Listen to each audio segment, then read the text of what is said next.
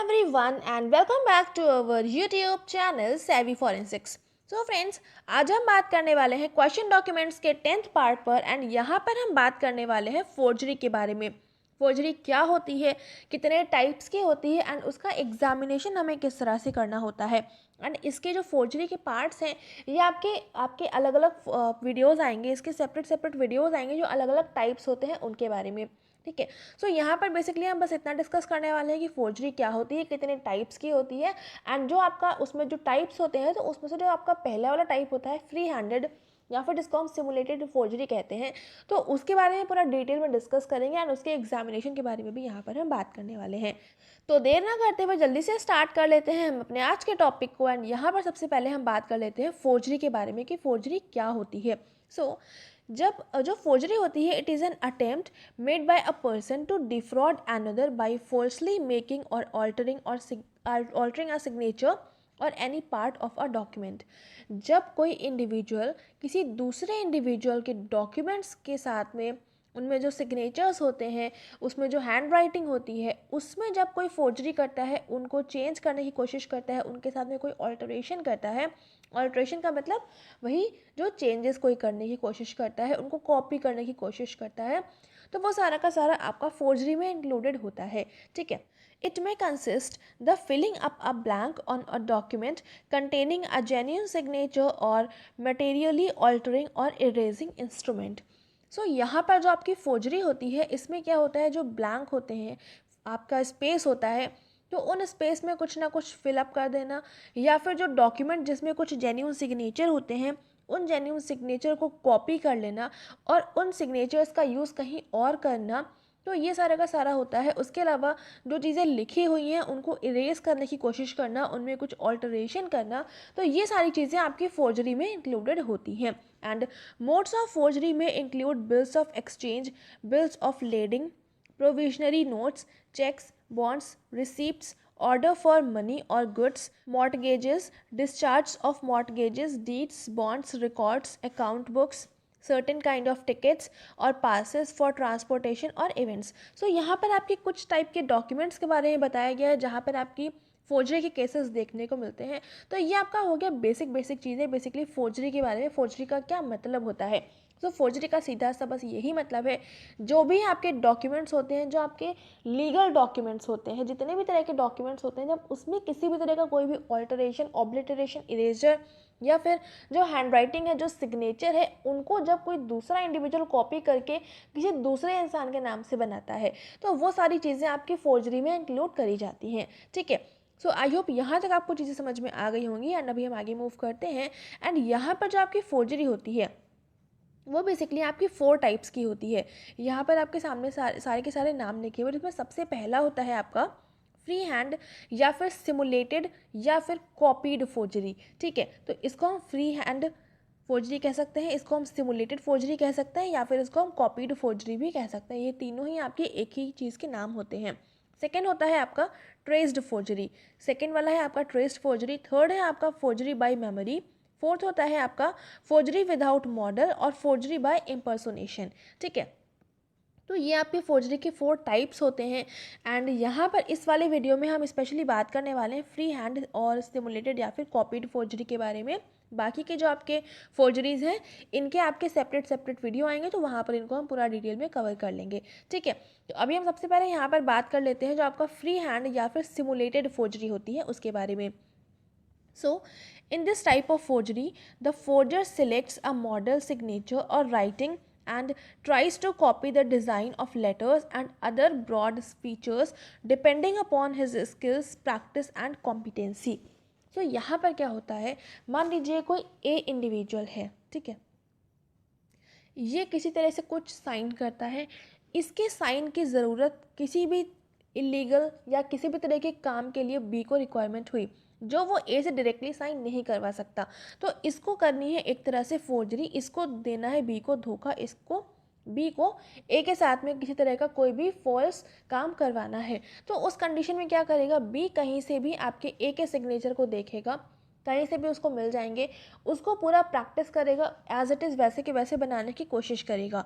तो जब इस तरह के आपके फोर्जरी के केसेस देखने को मिलते हैं जहाँ पर आपका प्रैक्टिस करके, पूरा जितनी उसकी स्किल्स होती हैं उस उतने पर डिपेंड करके वो पूरा उस चीज़ों को सीखता है, कॉपी करने की कोशिश करता है किसी दूसरे के सिग्नेचर को या फिर किसी दूसरे की हैंड राइटिंग को, तो उसको हम बोलते हैं फ्री हैंड या फिर सिमुलेटेड फोर्जरी। सिमुलेटेड का मतलब ही आपका एक तरह से कॉपी करना होता है, किसी दूसरे के सिग्नेचर को, किसी दूसरे की हैंड राइटिंग को कॉपी कर लेना।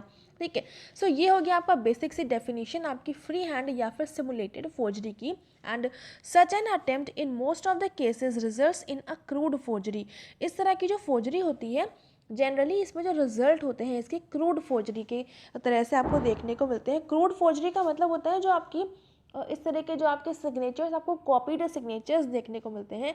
कई बार आपको बिल्कुल नेकेड आई से ही आपको देख के समझ में आ जाएगा कि ये रियल सिग्नेचर नहीं है, ये आपका फोर्ज्ड सिग्नेचर है। ठीक है, उसके अलावा however in some cases the forger is competent enough to make a simulation which at first sight may appear to be genuine and may be passed as genuine by those who compare only the general outline of letters and gives little importance to the line quality and other minute details। ठीक है, सो यहाँ पर क्या होता है, जो आपकी free hand simulated इस तरह की जो फोर्जरी होती है वहाँ पर आपके जो जनरली केसेस में आपको जो सिग्नेचर्स या फिर हैंड राइटिंग्स देखने को मिलेगा वो आपकी क्रूड फोर्जरी में इंक्लूड करी जाती है। क्रूड फोर्जरी का मतलब आपको नेकेड आई से दोनों में ही बहुत आराम से डिफ्रेंशिएट आप आराम से कर पा रहे होंगे कि जो भी आपके पास सिग्नेचर आया है, जो भी आपके पास हैंड राइटिंग आई है एग्जामिनेशन के लिए, तो वो ऑब्वियस सी बात है कि वो आपका समझ में आ जाएगा कि ये आपका सिमिलर नहीं है, क्योंकि बहुत ही उसमें ज़्यादा डिफरेंसेस आपको देखने को मिलते हैं, तो उसको हम बोलते हैं क्रूड फोर्जरी। यहीं पर कई बार ऐसा देखने को मिलता है जब कोई जो आपका कॉपी कर रहा है, जो आपका कल्प्रिट है किसी भी तरह का फोर्जरी को करने के लिए, तो वहाँ पर जो आपके सिग्नेचर्स होते हैं, जो आपकी हैंड राइटिंग होती है, वो उसको आइडेंटिफाई कर पाना बहुत मुश्किल हो जाता है। वो आपके बिल्कुल जेन्युइन सिग्नेचर जैसे नज़र आ रहे होते हैं। ठीक है, तो वहाँ पर अगर आपने प्रॉपर बहुत ही अच्छे से बहुत ही थोरो एग्जामिनेशन नहीं किया उन सिग्नेचर्स का, उन हैंड राइटिंग का, तो उस केस में हो सकता है कि आप उस फोर्ज सिग्नेचर को जेन्युइन सिग्नेचर की तरह ही समझ लें एंड अपना रिजल्ट भी उस जेन्युइन सिग्नेचर को ही तरह से बता दें। ठीक है, तो यहाँ पर जो बहुत इंपॉर्टेंट होता है वो होती है आपकी लाइन की क्वालिटी एंड बाकी के जो माइन्यूट डिटेल्स होती हैं उनका प्रॉपर एग्जामिनेशन करना बहुत इंपॉर्टेंट होता है। क्या माइन्यूट डिटेल्स होती हैं उनके बारे में हम पहले ही डिस्कस कर चुके हैं जब हमने बात करी थी एलिमेंट्स ऑफ हैंड राइटिंग की, तो वहाँ पर पूरा मैंने डिटेल में आपको बताया था। आई होप आप लोगों ने वाले वीडियो देख लिया होगा, वो बहुत इंपॉर्टेंट वीडियो था। अभी तक नहीं देखा है तो उसको ज़रूर से जाकर देख लीजिएगा। ठीक है, तो ये हो गया आपका बेसिकली जो फ्री हैंड या फिर सिमुलेटेड फोर्जरी होती है वो किस तरह से करते हैं, एंड ये आपकी क्रूड फोर्जरी जो होती है वो क्या होती है, एंड आपके जो जेन्युइन केसेस होते हैं तो वहाँ पर आपको क्या क्या चीज़ों का ध्यान रखना चाहिए। ठीक है, सो ये हो गया एंड अभी हम आगे मूव करते हैं। यहाँ पर नेक्स्ट क्या है, a forger may be able to acquire all the writing habits of another individual by a long practice, but practically it is not possible to adopt each and every writing habit of another person and to avoid one's own writing habits to interact in the process of forgery the forger is likely to fail all attempts। so यहाँ पर क्या होता है, जो भी Forger है, जो forgery कर रहा है, जो कोई भी किसी भी दूसरे इंडिविजुअल के सिग्नेचर को जिसने कॉपी किया हुआ है उनका यूज़ कर रहा है। ठीक है, तो यहाँ पर ऐसा बहुत ही कम पॉसिबल हो पाता है कि कोई इंडिविजुअल किसी दूसरे इंडिविजुअल की राइटिंग हैबिट्स को एग्जैक्टली सेम टू सेम बिल्कुल वैसा ही कर पाए। ये अगर बहुत लॉन्ग प्रैक्टिस से आप कर रहे हैं, बहुत लॉन्ग टाइम से आप कर रहे हैं, तो ऐसा हो सकता है कि आप उसकी राइटिंग हैबिट्स को डिट्टो सेम टू सेम वैसे ही कॉपी कर पाएँ, लेकिन फिर भी हर एक चीज़ आपकी एग्जैक्टली सेम नहीं हो सकती है, क्योंकि काफ़ी सारी आपकी चीज़ें होती हैं। जब आप लिख रहे होते हैं आपका बहुत सारे अलग अलग फैक्टर्स होते हैं जो डिपेंड करते हैं कि आपकी राइटिंग किस तरह की होगी। तो फैक्टर्स के बारे में भी हम ऑलरेडी डिस्कस कर चुके हैं, तो इसके लिए आप वाला वीडियो भी देख लीजिएगा। ठीक है, तो यहाँ पर जो अलग अलग फैक्टर्स होते हैं तो वो भी डिपेंड करते हैं कि आपका वही सारे फैक्टर्स आप पर भी अगर सेम है एग्जैक्टली, तो ही आप अपनी जो भी आप फोर्जरी कर रहे हैं तो बिल्कुल सेम टू सेम आप दूसरे पर्सन की जैसे कर पाएंगे अपनी राइटिंग को, अपने सिग्नेचर को। लेकिन ऐसा पॉसिबल हो ही नहीं पाता है, तो इसी वजह से यहाँ पर जो फोर्जरी होती है आपके पकड़ में आ जाती है, जो फ्री हैंड या फिर सिमुलेटेड फोर्जरी होती है। ठीक है, सो ये हो गया बेसिक सी चीज़ें एंड अभी हम आगे मूव करते हैं। एंड यहाँ पर आप इस फोटो से देख सकते हैं, ये इमेज में ये जो आपका ए वाला है ये आपका जेन्युइन सिग्नेचर है, ये जो आपका बी वाला है ये आपका फोर्ज सिग्नेचर है। ठीक है, तो ये जो आपका ए वाला पोर्शन है इसको आप देखिए एंड जो आपका बी वाला पोर्शन है इसको आप देखिए। यहाँ से आप देख सकते हैं कि कितने ज़्यादा डिफरेंसेस हैं इसमें। नेकेड आई से ही आपको समझ में आ रहा है, ज़्यादा आपको इसमें क्लोज एग्जामिनेशन करने की भी रिक्वायरमेंट नहीं है कि जो आपका ए वाली इमेज है बहुत ही ज़्यादा इसमें फाइन लाइंस हैं, लाइन क्वालिटी बिल्कुल परफेक्ट है। जो इसके एजेस हैं यहाँ पर देखिए किसी भी तरह का कोई भी लाइन स्ट्रोक नहीं है। ठीक है, सारी के सारी यहाँ पर जितने भी एजेस हैं सभी को बहुत ध्यान से देखिए, बिल्कुल फाइन लाइन क्वालिटी है, लाइन स्ट्रोक्स भी बिल्कुल नहीं है। और यहाँ पर जो हेजिटेशन मार्क्स हैं वो भी बिल्कुल आपको नज़र नहीं आ रहे हैं ए वाले में। ठीक है, यहीं पर बी वाली इमेज में देखिए तो यहाँ पर लाइन क्वालिटी को अगर आप ध्यान से देखिए तो बिल्कुल भी फाइन नहीं है। सारे के सारे एजेस भी आपके उतने ज़्यादा क्लियर नहीं है, यहाँ पर आपको एजेस पे कुछ स्ट्रोक्स भी नज़र आ रहे हैं। और जो आपकी लाइन की थिकनेस है वो भी आपकी बिल्कुल परफेक्ट नहीं है। उनके जो लेटर्स बनाने का तरीका है वो भी बिल्कुल आपका कॉपी करने की कोशिश करी गई ज़रूर है, लेकिन बहुत ज़्यादा डिफरेंसेस हैं यहाँ पर। ठीक है, तो ये सारी की सारी कुछ चीज़ें होती हैं जो कि आपको एग्जामिनेशन करते टाइम पर आपको ध्यान रखनी चाहिए। तो वैसे तो ये जो आपके सामने दो इमेजेस हैं ए एंड बी करके, यहाँ पर आपको नेकेड आई से समझ में आ रहा है कि बहुत ही ज़्यादा डिफरेंसेस हैं, लेकिन क्या डिफरेंसेस हैं तो ये चीज़ आप जब कई बार प्रैक्टिस करेंगे तो आपको समझ में आने लगेगा। तो इसी वजह से लास्ट टाइम एक वीडियो आया था तो मैंने आपको बताया था जो आपकी हैंड राइटिंग होगी उसको अपनी हैंड राइटिंग को पूरा एनालाइज करिएगा, अपने फ्रेंड के हैंड राइटिंग को पूरा एनालाइज करिएगा, देन दोनों को कंपेयर करने की कोशिश करिएगा।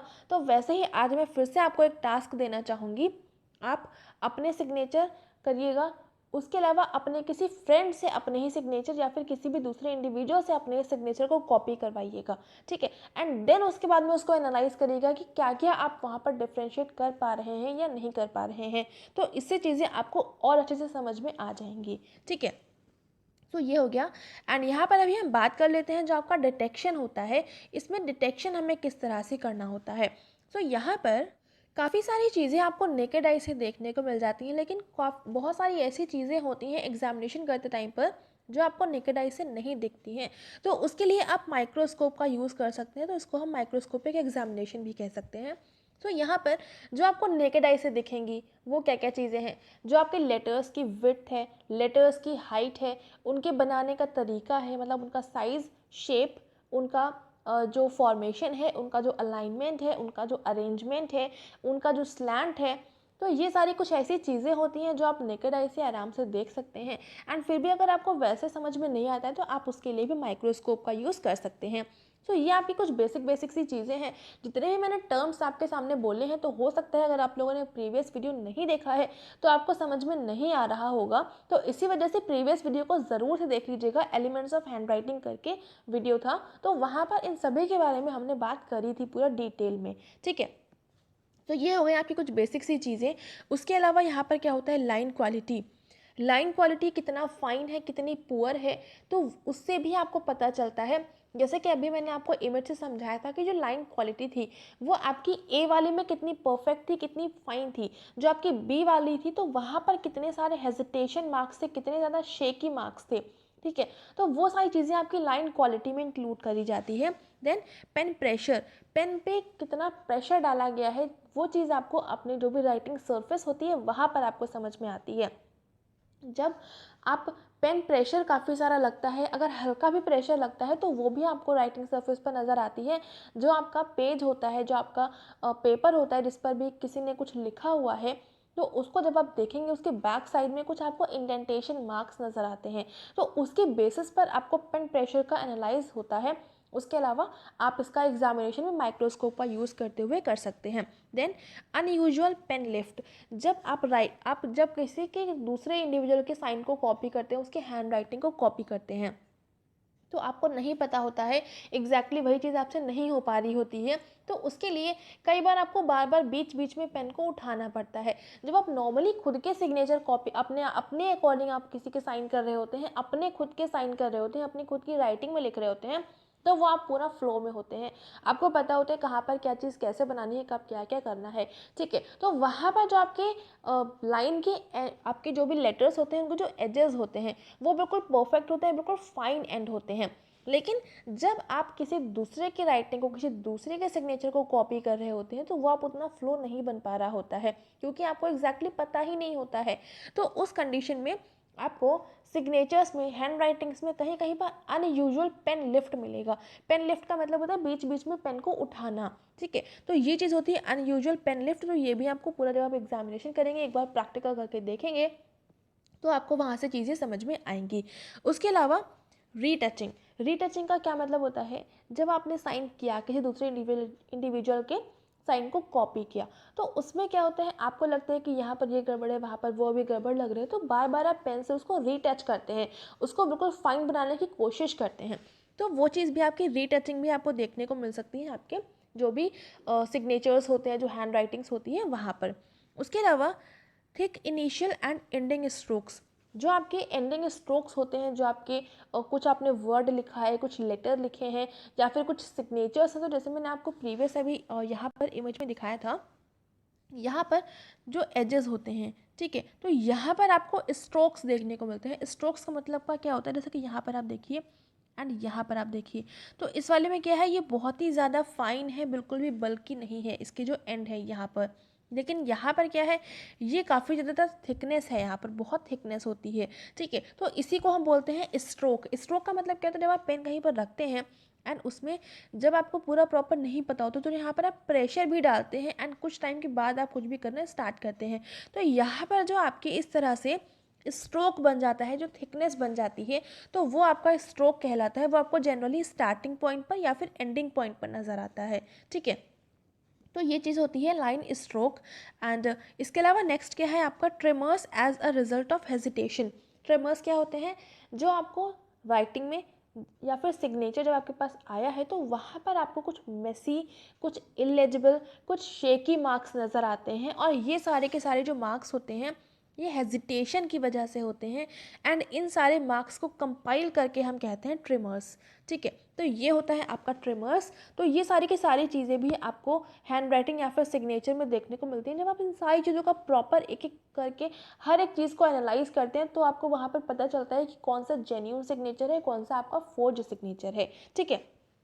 तो इस तरह से आपको एग्जामिनेशन करना होता है फ्री हैंड फोर्जरी का, ठीक है। सो आई होप यहाँ तक आपको फ्री हैंड फोर्जरी अच्छे से समझ में आ गई होगी कि आप इस तरह की फोर्जरी कैसे करते हैं एंड इसका एग्जामिनेशन किस तरह से होता है। एंड इसके बाद में हमारा जो नेक्स्ट वीडियो आएगा, तो इसके बाद में जो आपका ट्रेस्ड फोर्जरी थी, तो ट्रेस्ड फोर्जरी के भी कुछ फर्दर टाइप्स होते हैं, तो उसको हम अपने नेक्स्ट वीडियो में कवर करेंगे, ठीक है। सो आई होप यहाँ तक आपको चीज़ें क्लियर हो गई होंगी। फिर भी किसी भी तरह का कोई डाउट रह जाता है, आप हमें कमेंट सेक्शन में लिख सकते हैं, उसका रिप्लाई आपको डेफिनेटली मिल जाएगा।